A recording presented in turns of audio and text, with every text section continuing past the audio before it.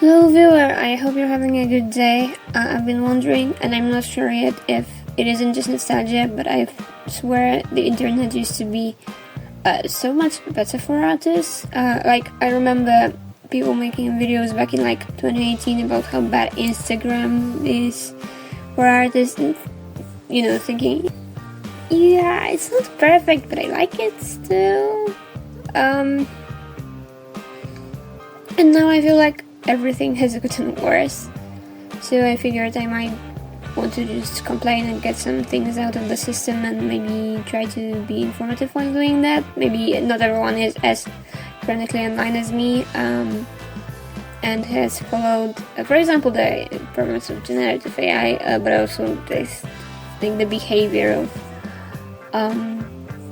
the people in power behind those websites. So I'm really not sure if there's any place friendly to artists who focus on illustrating that. The video-based platforms like YouTube or TikTok work for some, but I mean platforms where you post pictures specifically. Not everybody wants to be a content creator and make videos, because it's a lot of additional effort. Look at my turnout right here on YouTube. If I post 2 videos within the same month, that's a lot for me. That means I had a lot of free time on my hands. So let's quickly recap what's wrong with popular platforms I've used. Maybe not that quickly. When it comes to Twitter, Elon Musk. The only positive promise he'd made was that he would solve the bot issue, and now Twitter is making people believe in that internet theory, alongside Facebook. Hello, I'm people. I think his obvious political bias made the platform worse because he invited the worst, the cringiest, deranged people on there under the disguise of free speech. And meanwhile, I've had my account suspended several times for the mildest stuff ever. One time it was literally because I was arguing with someone and said something like, oh, here's a study that disproves this point.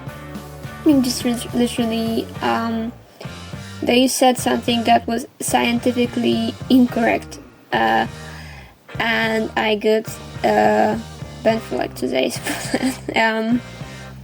I linked a literal scientific study. One time, I got suspended for the use of the word cis about myself. I am cis. Cis is not an insult or a slur. It's a scientific term that's not very common in everyday speech, but it is accurate. I don't constantly call myself short and blonde and pretty and smart and creative and cool either, because people around me can just assume that and know that and see that. And that's just what I am. But it doesn't mean these words are insults. That's just how adjectives work. You don't use every single adjective that's true for you every single time. That's why, refusing to call trans people just the gender that they are, and instead saying, oh, she's a trans woman, and so on. That's why that's grammatically maybe not incorrect, but that's just awkward. That's not how people speak. You don't use every single adjective that's true for someone every single time you refer to them. That would be impossible. So that's just pointing out a trait only matters when you refer to it, when it's relevant. So if it is relevant for me to say I'm cis, yeah, I am. That's not. I don't think this is something that needs explaining. I think the whole cis is a slur part of the ideology is just about reinforcing the hatred of trans people. It's not like, oh, he actually thinks there is some anti-cis movement. It's more about he doesn't want the word to be cis, he just wants to be called normal. He's the normal one and they're the weird ones, they're the queer ones. And I think there was a similar movement to consider it straight as the wrong use because, oh, I'm not straight, I'm normal, and this is the exact same thing. That's just weird. Like this hyperfixation on policing people's speech about themselves. Like I didn't even get banned for calling someone else that. I called myself that. But that's not the worst. I think if you're not as argumentative as I am, maybe you're not shown all that cringy rage about, or maybe you could ignore that altogether and try to only engage with art and wholesome accounts that post like pictures of funny animals and memes and the worst thing is, I think the platform prioritizing paid users and offering to pay them for the engagement they get, because that means that the replies under any popular tweet are full of blue check bots posting stuff that is barely related or completely unrelated, or just completely unrelated old memes, or trying to promote their OnlyFans accounts and still being prioritized when the rest is suppressed. There's no genuine back and forth interaction anymore. My account is pretty small, but I swear people used to talk to me, and now all my friends left, and I felt like it's such a negative space. When I finally replaced my broken phone, I just didn't reinstall the app, and I think there was a point in time before Elon when I was like seriously addicted to it. So thanks Elon, I guess. And honestly, if you didn't do it yet, if you didn't quit, I highly recommend it. My good friend left I want to say a few months before me, and he has been very happy about this decision and talked to me about it. And I believed him that that's a healthy and responsible thing to do. At the same time, I feel like I would miss out on, this sort of interactions, including the arguing. That's not a very good thing to admit, but I find it quite entertaining, actually. And I thought I would experience FOMO. Well, I don't. I didn't replace Twitter with anything in the end, because I don't think there's actually a platform that could replace it. I just quit, and I feel better, and I feel like I have more time on my hands when I don't spend it, scrolling or looking at people trying to annoy me and deciding who's worthy even answering to at this point, because they're just doing it to get the clicks out of you and to profit off of you. So what's the point? About other platforms, I mentioned Facebook, but the lack of anonymity and the fact that this is a very family-oriented platform automatically makes it not work for many, because I don't want my grandma to see my drawings of naked or half-naked ladies. But also there is a flood of bizarre AI-generated images posted by bot accounts that seem to be also using generative AI to write prompts. There are a lot of weird ones with specific Christian imagery, probably because some of the Jesus pictures were good to bait boomers into liking them, but frankly a lot of them are pretty offensive to Christians in my opinion. I won't pretend to care very deeply about it. I don't think that feelings of religious groups should dictate what other people are allowed to do and post if nobody is actually hurt or discriminated against in any way. Especially that I know it's not done by humans, but still, that's just one more reason why it shouldn't be allowed. Instagram. First thing is that they wanted to mimic TikTok and did some quirky things to their algorithm boosting video content. I've seen many people complaining about their engagement dropping from that point on, so I know it's not just me. Although personally I think I might be shadow banned because my stuff isn't even shown to my own followers from what my friends told me. My theory is that this is either because I post irregularly or because my account is very old. I've heard about people complaining that even really big YouTube channels can fall off after some years and people need to make new ones. Maybe it's similar for Instagram. Also, from a perspective of an art enjoyer, one thing I really loved to do was go through tags, and there used to be two options: top for the most popular posts and newest. And I love to go through the newest because they were a mix of small and big users using the tag, and this is my favorite way of finding smaller artists to follow. And now I don't know how to do it this effectively, or how to have others find me, frankly. And then, the second plane has hit the tower, and that is the utter disrespect of how they implemented their AI training shit. Opt-in by default, of course, and then deliberately hard to opt out. I heard that outside of the EU and some other places with user protections, it was borderline impossible, but here I needed a whole tutorial. Someone gracefully posted on how to find the right place in the settings, and instead of checking off a box, I had to write them a message. Because I thought, that's more effort and people won't do it. I told them, opt me out or I'm leaving. I can't stay on a platform that uses my intellectual property like this. And I meant it. It wasn't just an empty threat from me. But fuck me anyways, because they already use everything I have posted there ever since I was 15 to train their AI. The only thing that keeps me there is how long I have been using this platform. It's like a timeline of my art development and evolution, and even though no one sees it, it matters to me on a personal level. I just like to scroll down. And see how far I've gone. Since I already said I don't like Elon Musk, which is pretty obvious at this point. I think I complained about him in different videos. Mark Zuckerberg sucks too.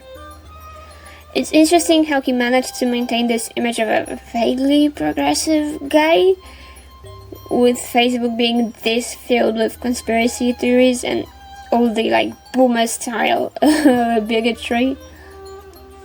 But now he just fully bent the knee to Donald Trump. Shout out to Americans watching. You voted yourself in a man who's both evil and an imbecile. Congrats. So good luck out there. I hope you survive. I don't know. It's very weird he did that. I don't fully understand. Zuckerberg's behavior is not only pathetic, but also contributes to his platform getting worse. Allowing more hateful speech targeted at vulnerable groups may be profitable. Strong negative emotions drive up traffic. Zuckerberg knows that very much, considering that Facebook did that whole experiment on their users when they curated their feeds to make them feel specific emotions and observe how they act, how much time they're spending on the app, and so on. It sounds pretty unethical to me. They didn't tell us. That's weirdly invasive. I don't know, I saw a fragment of that Joe Rogan interview where he talked about how people say masculinity is bad and all that, and that the culture should celebrate aggression a bit more. Sorry for the paraphrase. I'm pretty sure Joe Rogan copyright yoinks people for using his clips, so I don't want to. This is the toxic masculinity issue again. People are pretending to not understand grammar, so that they have a straw man to attack. The fact that there is something that can be called toxic masculinity doesn't mean that all masculinity is toxic. No, it's as if that's as if I was talking about my issues with rude people, and then everyone on the right started screaming, "Oh, so you think all people are rude?" It's not all men again. Toxic masculinity is a particular attitude or set of social guidelines. There is nothing wrong with exhibiting stereotypically masculine traits and when it's not hurting anybody. This isn't an implication that masculinity is bad, just that setting unrealistic expectations or enforcing gender norms when they don't come naturally to people, or exhibiting their quote-unquote masculine traits that do harm people, such as violence, is bad. And I suspect Zuckerberg knows that and is just being disingenuous because that's what will profit him the most. Like, that's not... grammar is not that difficult. Maybe, like, when it comes to the social construct, like, maybe when it comes to, like, the social commentary, it may be more difficult. Like, you may actually need to read what toxic masculinity is to know what it is. But someone using the term clearly doesn't imply that all masculinity is toxic. That's... that's English grammar. English is simplistic as languages come. That's not difficult. If you don't understand this, I don't know how am I supposed to judge your intellect, but it's not a first language for me, and I can see that it's an adjective. Oh my god. Now, let's talk alternatives. One place people fled from Twitter was Tumblr. I used to use Tumblr very sparsely back in the day, and I do now. I don't like the algorithm or lack thereof, and I don't like how dead the platform feels, and I honestly don't really like large parts of the community. I don't want to elaborate on that. I think that's what my main platform now. So if you want to see the most of my stuff, go there. But it's not ideal, and it seems like most of the Twitter refugees have moved on. Also to Threads, but Threads suffers from most issues Instagram does, I assume, with the AI. And it's just boring on there. I assume it's boring on Blue Sky too, though I haven't tried it. A more interesting one is Kara, and I really like Kara for what it is. A platform that is opposed to generative AI and that doesn't want to host it and protects its users from the content being used to train that is centered on art and artists. Also, I really like how they made portfolio separate from your feeds. We can post like work in progress pieces without cluttering the space where you keep finished ones. Previously I kept my Twitter messy and Instagram clean, so to have that divided, but here I can do it all on one platform. But Kara has like 2 or 3 main issues. Number one, it's still in beta, I think, and at least it was when people jumped on it all at once, and it's a little buggy. I think that can be overlooked because clearly there is a team that really cares about making it work.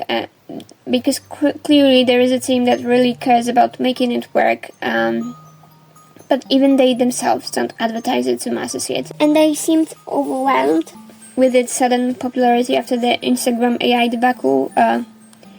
If they wanted to, they could have tried to profit from it more and bring in more people, but they didn't even try to advertise themselves. I think that's because they know they're not ready for that yet. And I respect that a lot. I think that was the responsible thing to do. You can see that they're not just opportunistic, that they care, and they just want to make it happen and just need their time. Because Kara just needs some more time. We'll see in same time. Maybe it actually becomes something that's more popular, and that's maybe it does in the end become something big. And number 2, and this is the bigger issue. It's a platform for artists and maybe people interested specifically in consuming art and looking for artists, not for the normies. So if I draw something and put something like #dog, #stars, #plant lover, #flowers, or whatever else is related to my drawing when I post it on a regular social media platform, it might be seen by the people who are interested in art specifically. But it will also be seen by people looking at pictures of dogs or plants or stars and so on. and they might like it too. Regular lay people do like art, but they don't necessarily seek it out. They don't join platforms like that. They just expect to see it naturally every now and then, and that's enough. That's like the normal person attitude. And number 3, this is a minor one. I don't like how the posts are formatted. I can't quite explain it. It feels a bit inconvenient to use.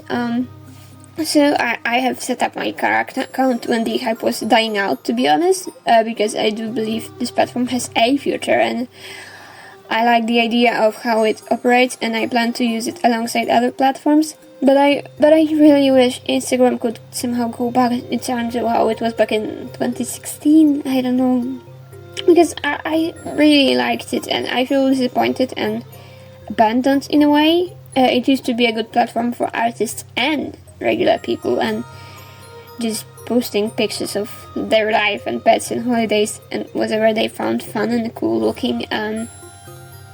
I feel like it would be best for us to have like that shared space,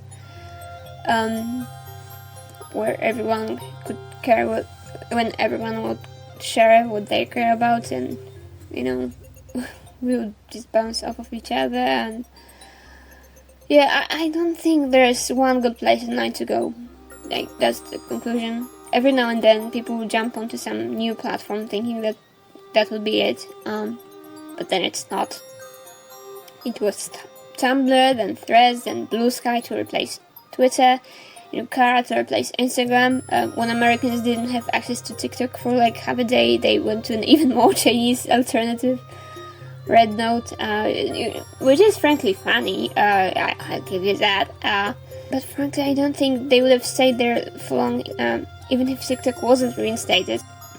I'm really glad I'm not earning any money here, so I'm not worrying about losing any income because of what's going on.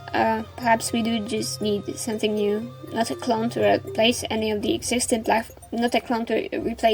existing platforms, but some actual breath of fresh air. To be honest, I wish I was a programmist, because I have a bunch of ideas I wish I could try, but the closest I got to it was being taught how to build stuff on WordPress when I was taking a graphic design course. I don't think that's enough, and I also can't afford to invest money into such projects, but like, that would be cool. But yeah, for now, let's just hang on. But I think that's all from me for now. I hope that at least something that I've said was in any way useful and interesting to you. If you have any more thoughts regarding this topic, maybe I didn't mention something, or you disagree, or maybe you have any comments on the art I'm making in the background. As you can see, I tried a bunch of different tutorials on this one, because I really want to make cooler materials. I really want to make cooler materials in Blender, but I also want to make stuff that my computer handles better. Although I did get a new laptop after finishing this project, so I'll see next time if it's going smoother, because it should. So still, my favorite part of this whole project is the low poly bird that only looks good when you look at it from a side, and also is way bigger than it should be. It's a red cardinal, the CD Projekt Red bird, and honestly, when I finished it, I felt like I made myself a little digital pet, which never happened with any animal I drew. I honestly feel like I want to try animating little creatures. I wish I could make a cool game and interact with them and all. This is my little guy, he's my little baby. I want to like feed him, or I don't know, watch him poop. Get him like a Tamagotchi, not low poly. Anyway, if you have something to say, I would love it if you left a comment in the comment section down below. And for now, just stay safe and dress appropriately for the weather. It goes back and forth between being very cold and very warm, so it's easy to get sick. I'm a little sick again, as always. I hope you can hear it. And peace.